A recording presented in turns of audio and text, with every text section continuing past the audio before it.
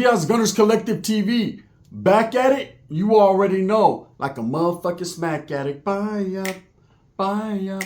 In the Menudo style in direct fashion, we're going to get straight into the content of the day. But before we do, let's hit that like and subscribe button. Ding. Put your notification bell on all so that way you're directing the direction of the dope content that I am kicking. And I highly appreciate the support, man. We're going up on this channel. It's all because of you.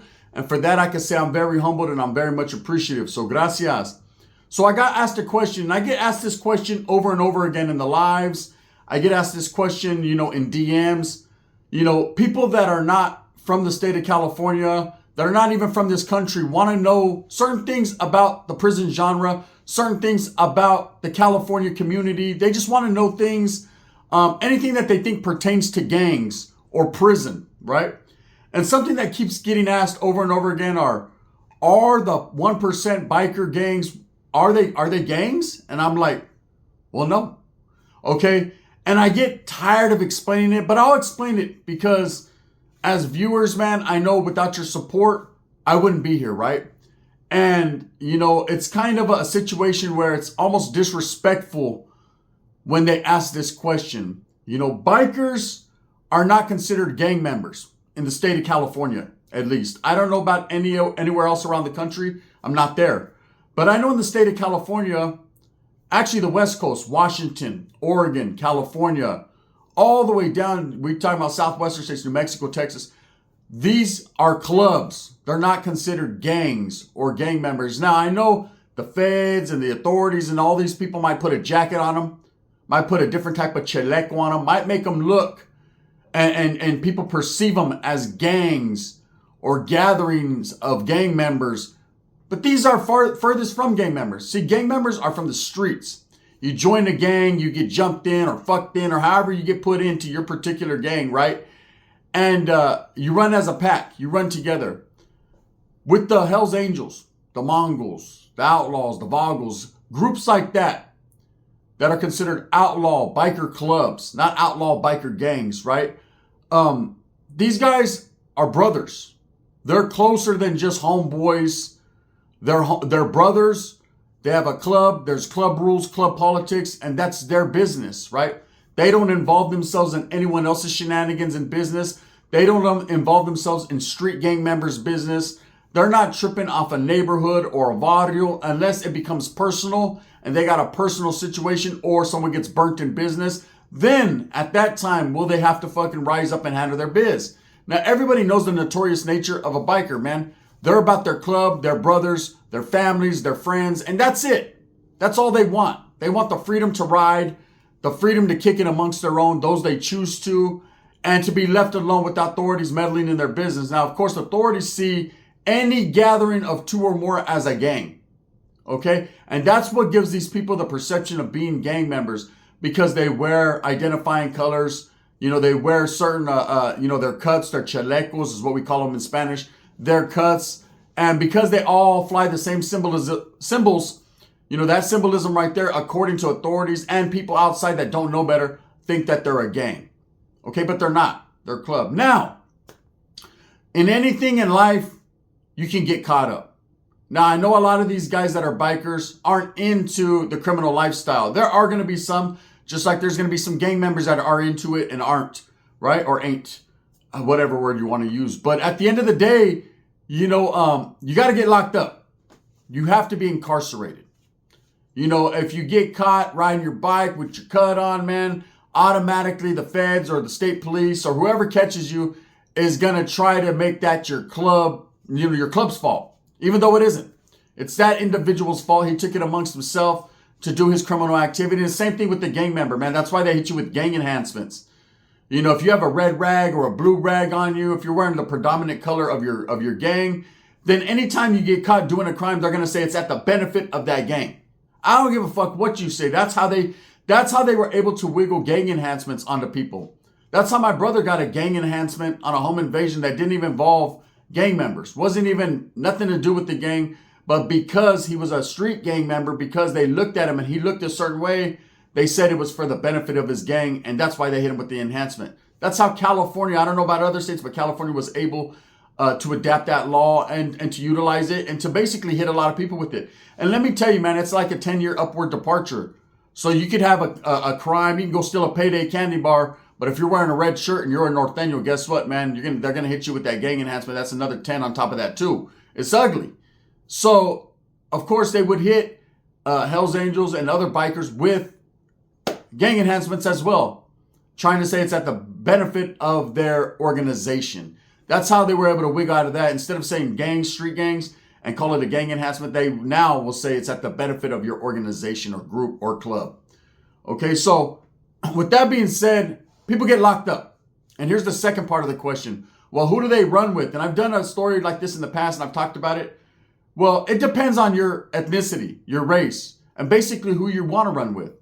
See, if you're, say, a Hells Angel from Northern California, and I'm just taking them for example, no disrespect to their club, trying to put them on blast, right? But this is the group I know about because this is the group I've been around, them as well as the Mongols that I've been around, I've seen, firsthand. So if you get it, say there's a white guy, he's a Hells Angel, right? He gets locked up. Well, he has to put his cut away. See, the bikers on the yard, you're always going to be what you are. You're always going to represent your club. But him being white, he's going to have to go with his race in the California system. Period. No question about it. He's not going to be running around that yard as a Hells Angel by himself, solo like Bolo, and be able to last and say, you know what, I'm not going to join the Woods, or I'm not going to join the Skins. I'm not going to play in them reindeer games. No, you are going to. Doesn't matter, because there's only one of you and a lot of them. And eventually over time, man, you're going to find out that the organizations, the gangs, the groups, the disruptive groups, whatever it is in the California prison system, run that yard. And you're either going to join and participate or get participated on. Period. So if you're white from a biker club, yes, you're going to go join a gang inside there. Or at least maybe not join them, but be utilized or a part of that. It's unfortunate, but that's the way it is. Now, it doesn't mean you won't get out and still be part of that club and still be embraced and be a loved one. As long as you didn't tell on no one, as long as you held your mud and you went in there and did your time, brother, right? And you will participate. You will participate in the program whether you like it or not. That's just the way California is. Now, here's another example. Say you're a Mexican. Say you're a Mexican from the Mongols. Okay, now, we know for a long time the Mongols and the Southsiders had beef, man. There was actually a green light that was put on them years ago, right? And they worked that out. They worked that situation out. And for whatever reason, man, I know the reasons behind it. But, it's not for me to speak on. Whatever. They worked it out. And you go into the prison system. Okay? You're not going to run Mongol in the prison system. It's not going to happen. If you're from Southern California, guess what? You're going to be a resident or a Southsider, and that's what it is. You're going to go function with your gente or your people. Now, if you're straight up puro Mexicano, then of course, maybe you might run Paisa. That's kind of up to you. But most Mongols that I've ever seen were of Chicano origin. I've seen some white Mongols and Chicanos. But you're going to run with your people. Now, if you're a white Mongol, you're going to run, and this is the cool part about it, you're going to run with your people, right? You and your homeboy, your brother from your club are not going to run together on that yard solo and be able to last. It just doesn't work that way. Like I said, when it comes to the bikers, it all depends upon race. And you say to yourself, well, these clubs got a lot of numbers. These clubs got power and respect, and they do. Definitely. On the streets, they have a lot of respect. Within their communities, they have a lot of respect. Some people fear them. Some people respect them. Some people fear and respect them. They've earned everything they got. It's a badge of honor, not only to be respected, but feared to some capacity in everything, from every group, gang, club, brotherhood. That's just the way it is, right? But the thing is, being a biker, man, is a touchy subject in prison because you have to adapt to the racial lines or to the gang lines. And it sucks because you could have a homeboy from a different ethnicity that's from your same club and you can't fuck with them. You might be able to talk with them. You might be able to, hey, what's up, bro? You might even be enemies on a different side. So what happens here? Let me explain to you. And I've seen this situation. So there, in the Hells Angels, for a long time, they didn't have too many Mexicans in the Hells Angels. They were predominantly a white club. A lot of people like to say racist or prejudice or however you want to spin it. Okay, they just didn't have a lot of different cultures in their club. Recently, and I'll say recently as far as 15 years ago, they started to recruit different people, set up charters and chapters in different cities. And I know there's Hells Angels in the Merced County area. And a lot of the guys are of Mexican origin. Okay, they're Mexican, Chicanos. And that's the truth. I got a homeboy that's from my neighborhood that actually kind of dropped out of my neighborhood and became a Hells Angel. It just is what it is, right? It's funny that none of the homeboys trip off that, but he just chose that lifestyle. He got him a bike, got him a chaleco, and joined up. But because he's a solid individual, he was able to do that. He had no smut on his name. He wasn't like a dropout or a punk or scared or none of that. He just got him a bike and started living that lifestyle. Okay? But I've seen where there was a Mexican dude who was a Hells Angel. Okay? And he was from Northern California. And he went to prison. He was on the yard. And of course, he was running with the Northerners. Because when he got there, he had a choice. He had a choice, man. He could have ran with Bisons. He could have ran with Northerners. He definitely wasn't going to just be a biker on his own. And he wasn't white enough to go kick it with the Woods. They weren't going to allow that, right? Not that particular individual. He was mugre. He was dark as fuck. So he kicked it with the homies, the Northerners, people he grew up around and whatever. And just got on like that. He wasn't actually a Northerner. He just functioned with them, right? Eventually he did become one. But this is what he was doing now. On the other side, there was out of San Berto, right? San Bernardino, there was a couple Hells Angels on that yard that ran wood. They ran with their race, their people. And it actually kicked off on that yard, lightweight, between the Woods and the Northerners, man. And these three individuals actually from the same club, different chapters, different, I get it, man, different clubhouses or whatever, but flying the same patch on the streets, actually had to go against each other. So it does happen, man. Did they actually lay hands on each other? No. I think they kind of avoided that just because they knew what was up. But all these guys got out. I don't know how the two guys from down south, I didn't know them like that. I don't know if they got out in good standings within their clubhouse or whatever they chose to do. But I know the homie that he was cool on the yard. I was cool with him. He ended up getting out, getting back with his people. And then eventually, man, he let it go. He kind of went out, not bad, but just left the club and actually became a Northerner on the streets. True story, right? So he left a club for a gang. But, for the original questions, no, these bikers are not gang members, man. People might think they are.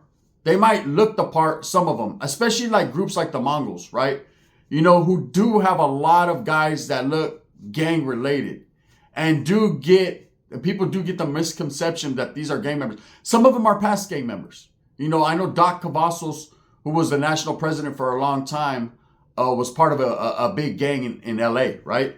And, a lot of the Voltas, you got to understand, when it comes to the more predominant Chicano or Mexicano clubs, a lot of these guys did have past gang affiliation when they were young. They grew up in a barrio. They might have got jumped in or might have just hung around the homies or whatever, in Southern California.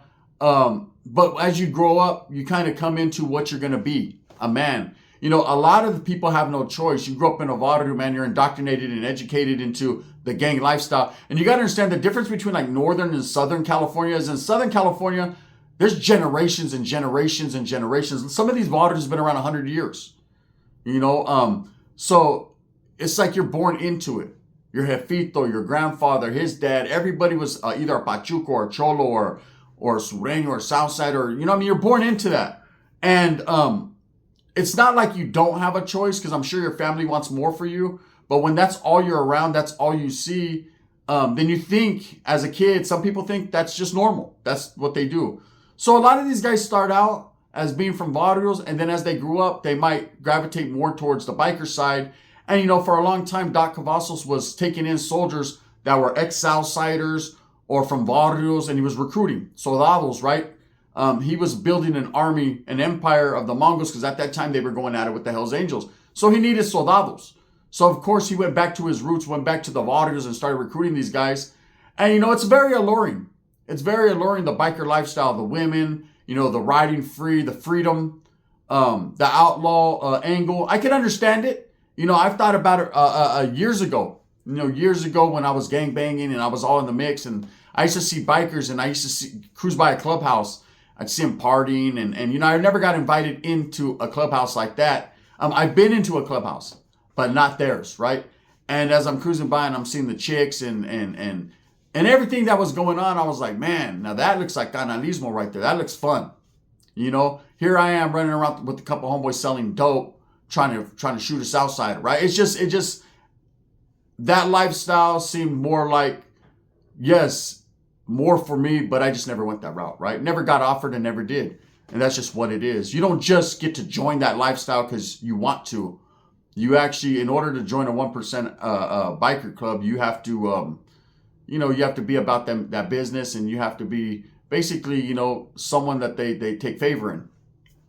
But that's the truth, man. You know, these are not gangs, and they're targeted just like gang members. I mean, some people are more scared of them than they are gang members just because of the stories that they hear. And don't get it twisted, man. Growing up, you know, my father had a bike. He wasn't necessarily a biker. He hung around Hell's Angels. He hung around different clubs. They'd come to the pad when I was a kid, barbecue, and I'd hear the biker stories. It's a true story, right? And my dad was a very big dude. He was almost 400 pounds, big old whip, fuck crazy hair. He looked like a fucking Hell's Angel, right? He had a lot of biker homeboys though, and when they used to come over, and so I grew up around that. You know, I grew up around that. He used to DJ their parties and their clubhouse parties, and he was embraced and loved by them.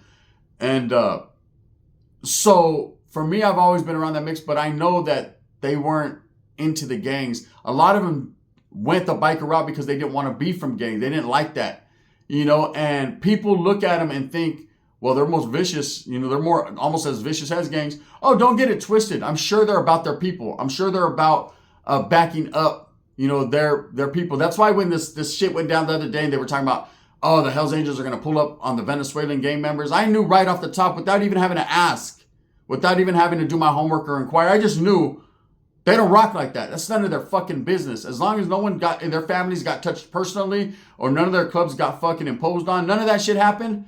Why would they ever go over there and stir up problems? That's not how their get down is. They're a clandestine group that likes to kick back and just do their own thing. They're not going to involve themselves, and definitely not going to fucking go do the deeds of anyone else, man. Handle your business. They're not going to do law enforcement's work for them at all.